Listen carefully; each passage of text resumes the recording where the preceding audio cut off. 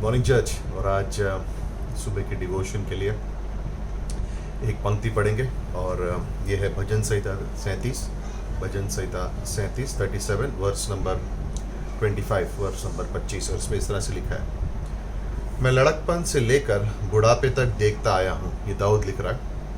मैं लड़कपन से लेकर बुढ़ापे तक देखता आया हूँ, परंतु ना तो कभी धर्मी को त्यागा हुआ और ना उसके वंश को टुकड़े मांगता हुआ देखा है। दाऊद इसको लिख रहा है। रोज सुबह एक आदत होती है किसी किसी को, और मुझे भी पसंद है इस बात कि एक परमेश्वर के वचन, एक वादे को याद करना और उसके ऊपर मनन करना। और दाऊद का ये बहुत ही उत्तम वादा है और ये वंशों तक सही है कि ना तो मैंने धर्मी को त्यागा हुआ देखा है और ना ही उसके वंश को टुकड़े मांगते हुए। लिखने वाला दाऊद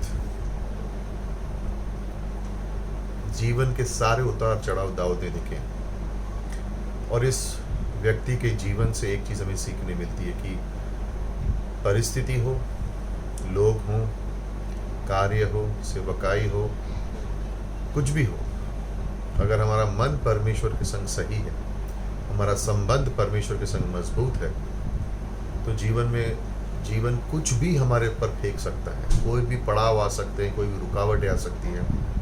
ये वादा हमेशा सच्चा ठहरेगा। धर्मी को त्यागा हुआ कभी नहीं देखा, दाऊद ने कहा। किस धर्मी की बात कर रहा है? शायद अपने आप की बात कर रहा है। लेकिन ये वादा हम सब के लिए है, क्योंकि हम सब यीशु मसीह में धर्मी हैं। हम सब धर्मी ठहरे, पर जिस दिन हमने यीशु मसीह पर विश्वास किया, उसकी धार्मिकता हमको दे दी गई। हमने कोई कार्य नहीं किया इस धार्मिकता को पाने के लिए या धर्मी ठहरने के लिए, लेकिन ये एक भेंट है। हमारे पाप यीशु मसीह पर थोपे गए, यीशु मसीह की धार्मिकता हम पे थोपी गई। और ये वादा मनन करने के लिए बहुत ही खूबसूरत है कि मैंने कभी भी धर्मी को त्यागे हुए नहीं देखा। जब मैं इसके बारे में पढ़ रहा था, हम देखते हैं कि हम जानते हैं हमारा भारी मनुष्य तत्व नाश होता जा रहा है, लेकिन अंदरूनी मनुष्य तत्व दिन ब दिन यीशु मसीह में नया होता जा रहा है। जीवन में ऐसे कई चीज़ें होती हैं जिसके ऊपर हमारा कोई नियंत्रण नहीं होता, हम उसके बारे में कुछ नहीं कर सकते। उदाहरण के तौर पे जब बच्चा छोटा होता है और छोटपन में वो खेल रहा है, कूद रहा है, उसको ज़िंदगी की कोई बोझ नहीं है और उसके बारे में कुछ भी नहीं कर सकता, क्योंकि अभी वो बच्चा है। जब वो युवक बनेगा तो कुछ कार्य उसको करने पड़ेंगे, कुछ जिम्मेदारियां बढ़ेंगी, लेकिन आज़ादी है, मनमानी कर सकते हैं और कुछ चीज़ें तो बदल नहीं सकते। उसके बारे में क्या कर सकते? एक अविवाहित व्यक्ति, उसके पास ज़्यादा आज़ादी है। एक विवाहित व्यक्ति, उसके पास परिवार है। जो एक काम काज में लगे हुए हैं, उनके पास नौकरी है। हर एक व्यक्ति हर जिंदगी के हर क्षेत्र में, हर समय में कुछ ना कुछ चीज़ों से गुजर रहा है, और कुछ चीज़ें उनके हाथों में होती हैं और कुछ चीज़ें, परिस्थितियां जो हैं उनके हाथों से बाहर होती, कुछ नहीं कर सकते उसके बारे में। हर एक के बोझ हैं, हर एक की जिम्मेदारियां हैं, और कई बार मकसद तक ना पहुंचने के लिए या जो हमें चाहिए हमको नहीं मिलता है तो हम निराश हो जाते हैं। एक बच्चे को अगर साइकिल चेयर नहीं मिलती है, वो निराश हो जाएगा। एक युवक को कोई किसी खास कॉलेज में जाना या कोई तरीके की पढ़ाई करनी पड़ रही, लेकिन वो होता नहीं है तो वो निराश हो जाएगा। इसी तरह से अलग अलग लोग अलग अलग समय में निराश हो जाते हैं। कुछ युवक सोचेंगे, अरे मुझे इससे शादी करनी थी, ये लड़की पसंद थी लेकिन नहीं हुई। कोई लड़कियां सोचेंगी ये लड़का पसंद था लेकिन नहीं हुआ। निराशा है। कोई कामकाज जब करेंगे तो बोलेंगे ये नौकरी चाहिए थी लेकिन नहीं मिली, अगर मिली है तो इतनी तनख्वाह नहीं मिली है, बुढ़ापे में आ गए तो ये नहीं, वो कुछ बातें हमारे हाथ में हैं, कुछ बातें हमारे हाथ में नहीं हैं, लेकिन हमारे सबके जीवन में बोझ है। लेकिन ये वादा हमें याद दिलाता है, ये प्रॉमिस जो है ये हमें याद दिलाती है, चाहे जीवन हमारे सामने कुछ भी रखे, चाहे हमें पास हमको जो चाहिए मिले या ना मिले, चाहे कठिनाई आए और चाहे परेशानियां बढ़ें, लेकिन एक बात सही है कि परमेश्वर हमें कभी नहीं त्यागेगा, वो हमारे संग हमेशा बना रहेगा।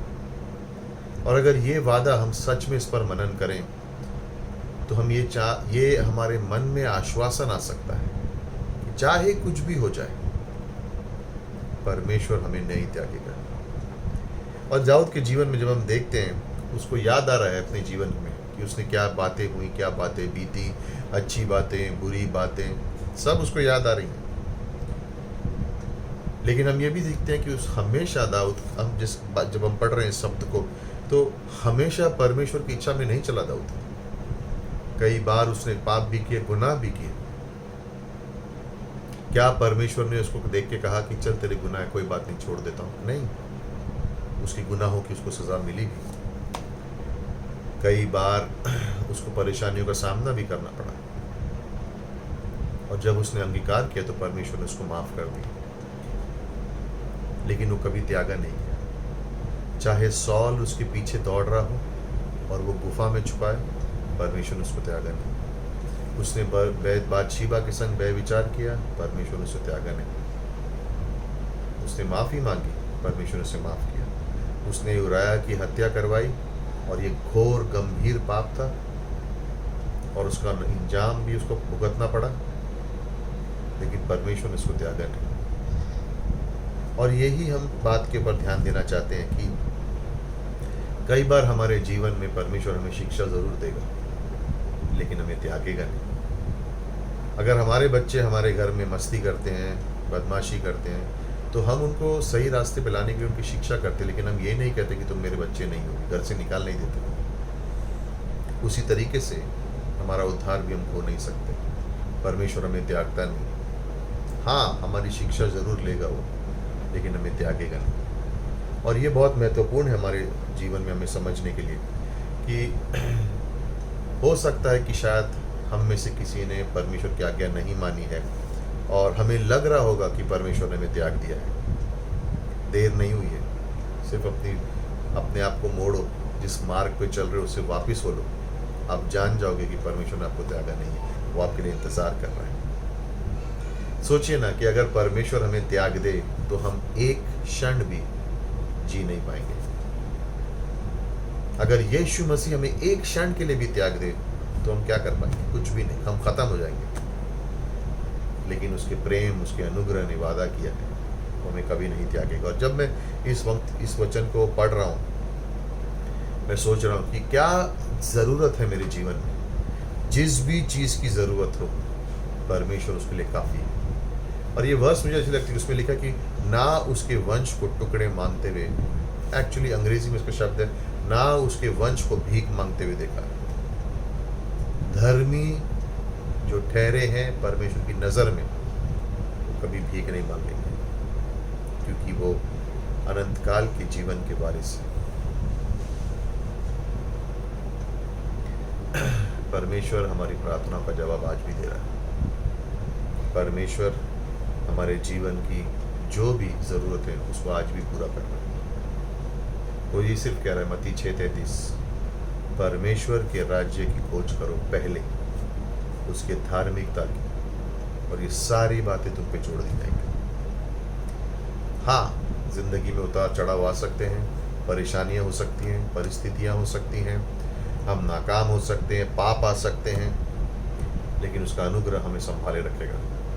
और अंत में हमारे जीवन की भी यही गवाही होती है कि मैं जवान था, अब मैं बूढ़ा हो गया हूँ, लेकिन मैंने कभी भी धर्मी को त्यागे हुए नहीं देखा, और उसके वंश को टुकड़े मांगते हुए नहीं। इस वादे पे मनन कीजिए और जान जाइए कि आप कितने प्यारे हैं यीशु मसीह को। अगर कोई पाप आपको दबाए हुए है, उसमें वो बोझ उसको दे दीजिए। अगर कोई तकलीफ, परिवार का कोई सदस्य, कोई कठिनाई, पैसा, चिंता, डर, अविश्वास, कुछ भी हो, अंगीकार करो और परमेश्वर की ओर देखो। वो तुम्हें कभी नहीं त्यागेगा, और ना ही उसने तुम्हें त्यागा। वो हमेशा तुम्हारे संग रहेगा, और तुम्हारे वंश को टुकड़े मांगने की ज़रूरत नहीं। उसकी जीवन की बहुतायत में जियो, उसके अनुग्रह की जीत में जियो। आमीन।